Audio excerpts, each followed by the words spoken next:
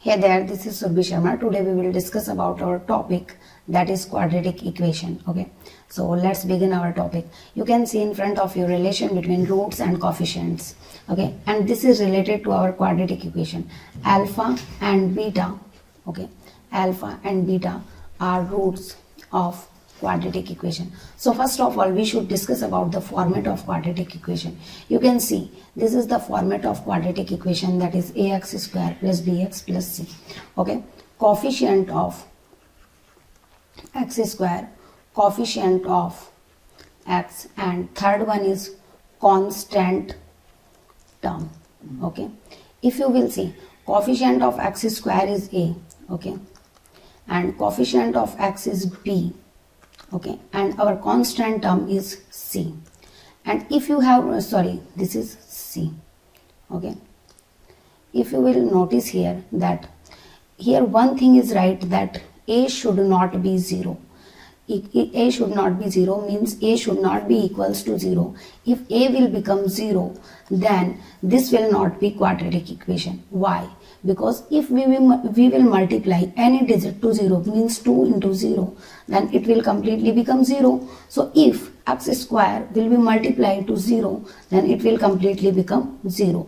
And when x square becomes 0, then it will not be quadratic equation, because the first symptom of any quadratic equation, that it has maximum degree.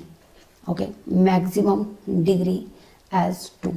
Okay, understanding my point? You can see here I am giving an example that in this case that it has 2 as power, and this is the maximum degree of this equation. Okay, maximum degree is 2. Okay, so now you can solve this equation by by factorization method, and by that we will correlate our equation with its roots. Okay, so first of all we should calculate its roots by factorization method. How we will calculate it? So just see, that is x square minus 5x, okay, plus 6. I am telling you this by factorization method. Okay, factorization method. Okay, sorry, this is factorization method. So just focus how to use factorization method in any quadratic equation. So first of all, here if you will see, here is sign, that is plus. Okay, so in case of whenever you see here sign that plus, it means that when we add two digits, then middle term should be appear. Means if you will see 3 and 2, 3 plus 2 will be 5. Why I have take as 3 2? Because also product should be our constant term, that is 6. So 3 into 2 will be 6, right? But if you will see, here is minus 5. So here should be minus 3 and minus 2. This will become minus 5. Understanding my point? So if we will write it as that 3x minus 2x. This is also known as middle term splitting method, because in this case we are splitting our middle term. Understanding my point? In this case we are splitting our middle term. So now if you will focus here, one thing that is very interesting, how to take common. Okay, so to take common, if you will see, this is divisible by x, this is divisible by x, so x should be taken as common, so this will be x minus 3. Now to remove this sign, okay, so minus should be taken as common. So if you will see, this is divisible by 2, this is also divisible by 2, so we will take minus 2 as common, so this will be x minus 3. Okay, now if you will see here that, one second, that x minus 3 can be taken as also common, so this will be x minus 2 remaining. Okay, so once x minus 3 should be equals to 0, once x minus 3 equals to 0 and x minus 2 equals to 0, so x is equals to 3 and x is equals to 2, right?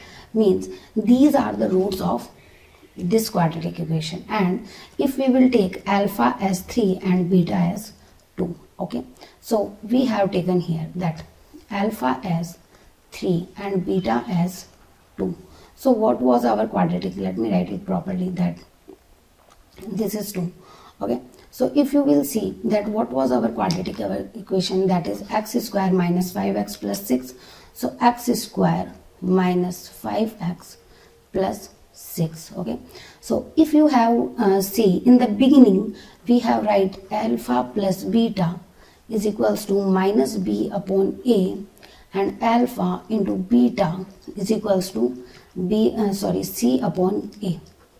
Okay, this is c upon a. You can see here that, one second, that you can see here in the beginning. Okay, in the beginning alpha plus beta is minus b upon a, and this is the relation between roots of any quadratic equation. So alpha plus beta is equals to minus b upon a, and alpha beta is equals to c upon a. So I am correlating this, just focus on it. Okay, so alpha plus beta, okay, means 3 plus 2, right?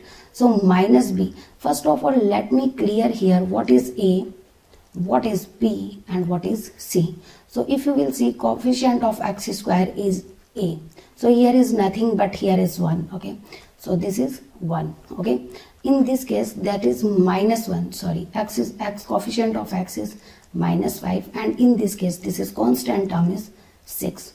Okay, so here we should write minus b upon a. So now just focus one thing, that is minus is already here. Okay, that is minus is already here, but our b is minus 5 upon a, that is 1. Okay, now you can see 3 plus 2 is 5 equals to minus minus plus.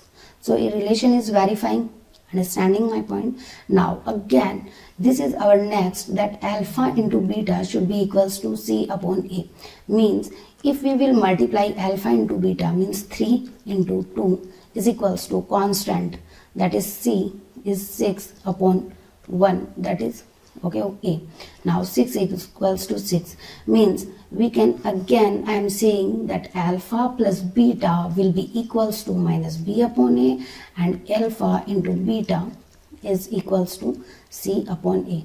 This is the simple relation between roots and coefficients. Mean coefficients is that this is the coefficients of x square, x, and as the case may be. Okay, and these are the roots, and this is called relation between roots and coefficients. Okay, so this is the relation between roots and coefficient, as we have started in the beginning, that relation between roots and coefficient. I hope each and every point clear to you, and on the next day we will discuss about our next topic, that is related to quadratic equation, and that is quadratic formula related to this.